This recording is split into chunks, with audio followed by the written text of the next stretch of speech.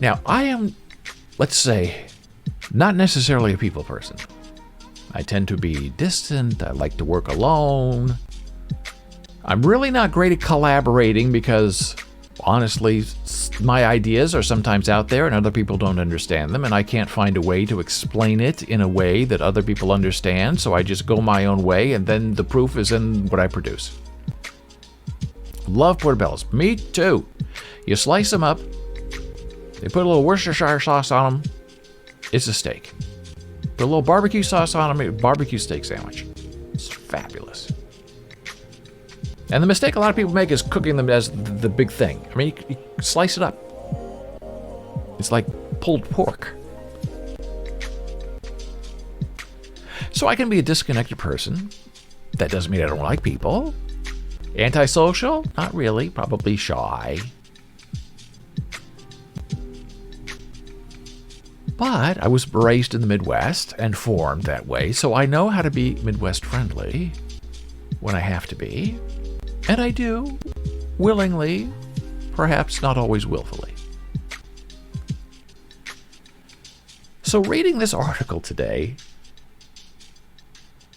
especially in the middle of a pandemic, just raised all of the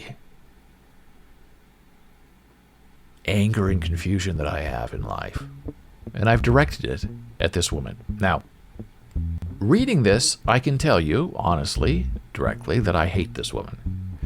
Now, I have friends and associates who'll say, oh, no, you don't use that H word. It's too harsh. Say dislike.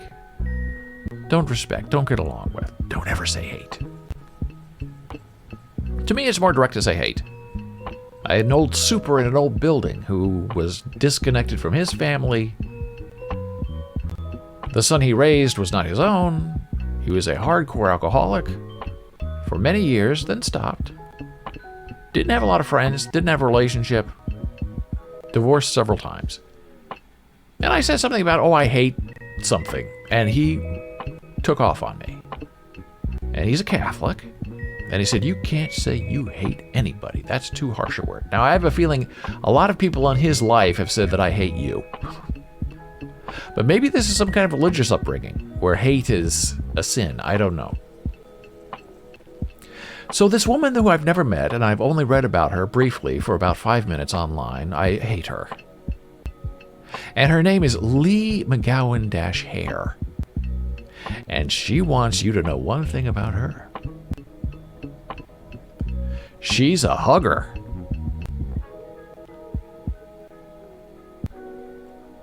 If you just met, she'll give you a hug. If you are a Salesforce client, she'll give you a hug. In the middle of a pandemic, if you are considering signing up for Salesforce's services, then you too are in line for a hug. She extended a virtual hug in the middle of a recent video call. Oh boy, right there, the first paragraph. I'm running from the room screaming from her. You know those kind of personalities. I don't think they're genuine at all. I think they're big fake phonies. And they're virtue signaling and all their touching and hugging. But Ms. McGowan-Hare, a vice president at Salesforce, now I know where I will never want to work to have a boss like her, realized that even the people who are with her on Team Hug might have changed their calculation on what is too close for comfort these days. So for Salesforce's convention in September, which she likened to a family reunion, okay, right there, a business is not a family. Your co-workers are not your brothers and sisters. Your family is your family. Your blood is your family. The people you work with, the people who send you a W-2 and a 1099 form, they are not your mother and father.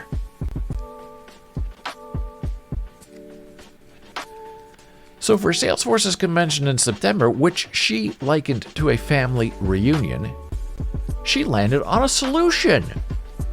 Something to separate the huggers from the mere fist bumpers. So obviously she knows what she's doing is a problem, and people don't like it. So instead of stopping the behavior, she's finding a way to modify the behavior so it's acceptable to her. I am still running down the street screaming from her. The 1,000 attendees of the San Francisco conference, known as Dreamforce. I like it when the music agrees with me. Were greeted with 3 options for pins to wear. A green pin means you're okay to hug in the middle of a pandemic with people you don't really know, who are not your family. Green, okay to hug.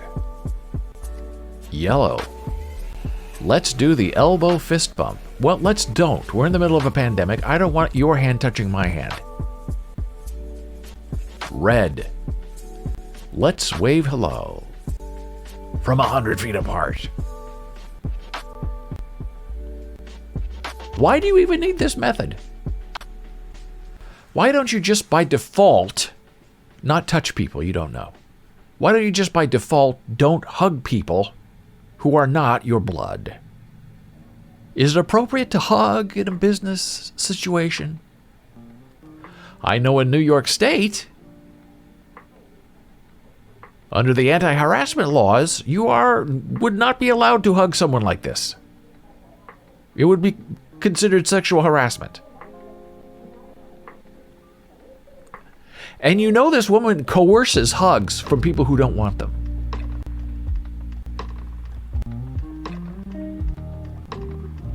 At least that's how the story reads, based on her quotes.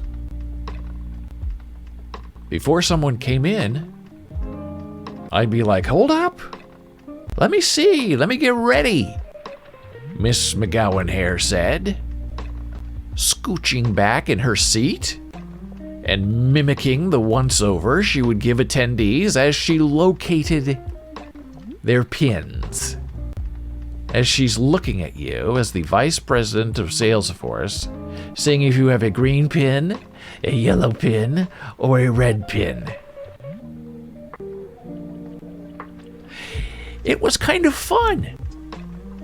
Like, even though I was green, that doesn't mean my green tops your yellow, right? Oh, yes, it does. Whatever I did, I just did it with a lot of energy. Oh my God.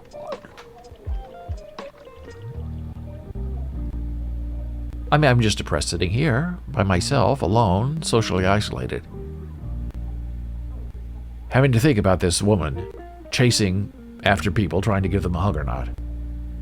And determining in her own mind what strata of person you are. Are you a red person? Are you a yellow person? Or are you green like me? Doris says, not appropriate to hug. You are correct. How is she getting away with this? Hugging. A vice president hugger at Salesforce. How does this help her? I thought we were beyond inappropriate touching. And when you're a vice president in a position of power,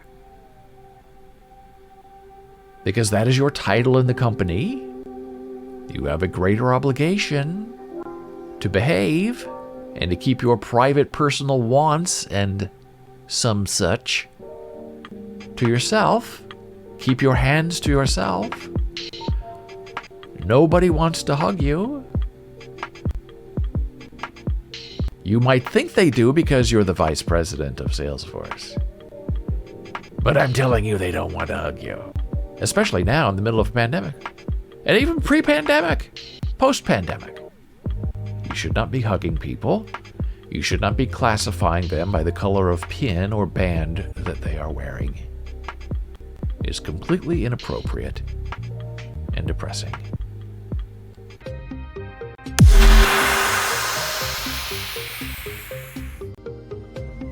Well, before we close on that idea of this hugging lady, we need to I'm still all wound up.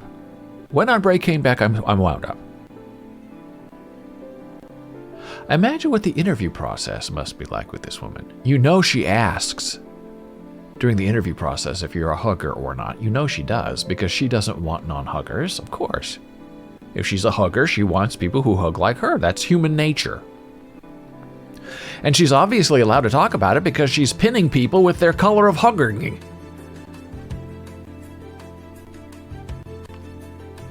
And so what would you say if you're in an interview? If you're someone like me and you need a job at Salesforce? Oh, sure, I hug everybody. I'll hug a tree.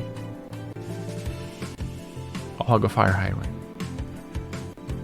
I'll hug you. Which is what she wants to hear.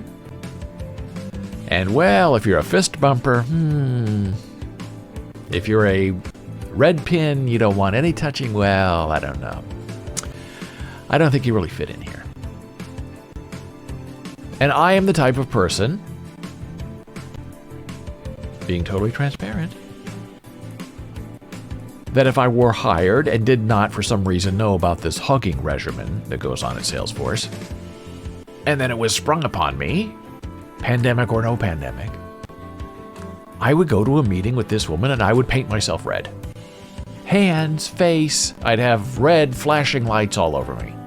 And I'd go in and sit down. And I'm sure that I would be reprimanded or written up or fired, which is why I work from home and why I work for myself, because I don't get along with that kind of person. However, I can tell you right now that this hugging thing, and now that's being printed and talked about, and she's dividing people based on their hugging and their want to hug her, which is what it's about. It's not about the family hugging each other. It's about how them hugging her, and she's watching you as you come into the meeting if you have the right color pin or not, so she can hug you. One of those people one day are going to be removed or fired, and they are absolutely going to come back and say, I was sexually harassed. I didn't want her touching me. I had to go along with it because she was my boss. It was inappropriate of her. She put a pin on me from yellow to red only because I told her I didn't want to be touched, especially in the middle of a pandemic. And now I would like to be paid for that pain. And how is she going to defend that? Because it's all over the news. She has no defense to it, to sexual harassment, inappropriate touching. And Dora loves to see me all in red. Well, I'm all in black today because we are mourning January 6th still, and we will for every day of our lives as Americans. But employers have to be very careful. I tell you right now, I know the law in New York State. And that whole hugging thing and dividing people based on the color of their pin, green, yellow, red, not happening. It's illegal. And you'll be in big trouble. Dora says it's so wrong on so many levels what this woman is doing. Yeah, it makes you wonder. You know, they say, oh, it's a California thing. It's a San Francisco thing.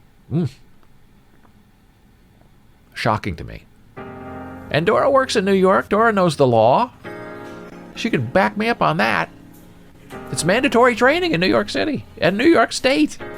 There's mandatory training, especially for state employees or for businesses that get money from the state.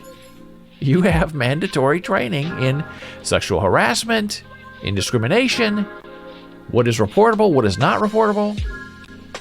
And what's most reportable is that kind of touching, hugging. You don't hug in the workplace. And there's mandatory reporting now. So even if another manager is in the room, let's say this is happening in New York and she's going around hugging people, that manager, New York manager, has to report it to HR, the person above that manager. You don't have to wait for someone to complain. In fact, you are compelled to report it.